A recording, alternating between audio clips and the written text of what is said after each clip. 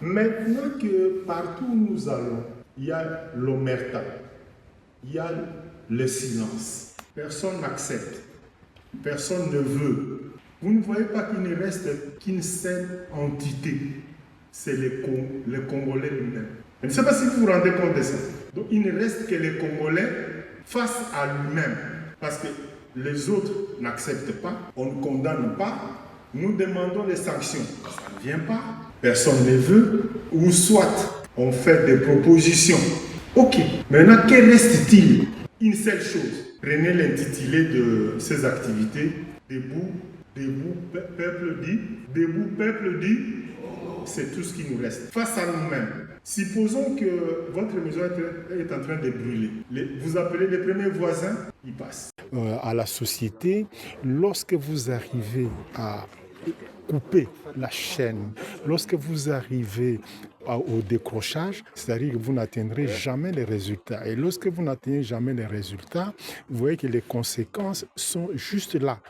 Et ce sont les conséquences de nos actions inachevées qui aujourd'hui nous mettent dans cette situation de pénurie et dans cette situation de graves, comment dirais-je, de ces catastrophes actuelles. Parce qu'il faut dire les choses de cette manière-là. Mais maintenant, qu'est-ce qu'il faut faire? Puisque nous sommes déjà là, il faudra à un certain moment s'élever, se mettre debout, dire non, ça doit s'arrêter et commencer à poser des actions.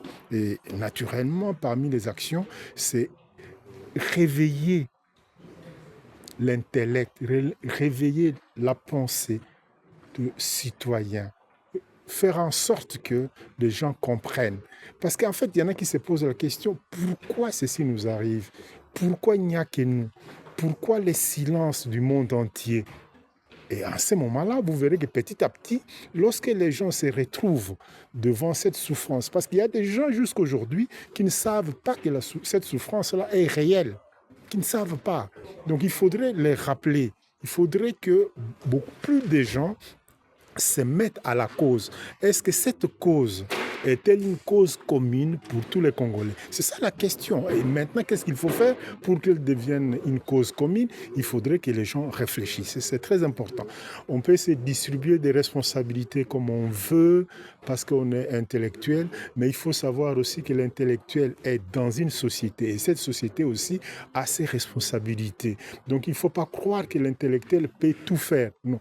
Donc, c'est ainsi, dans un corps, il y a la tête qui a sa place, il y a les mains qui ont leur place, vous avez les jambes qui ont aussi de la place. Vous ne pouvez pas demander par exemple aux mains de faire le travail de la jambe.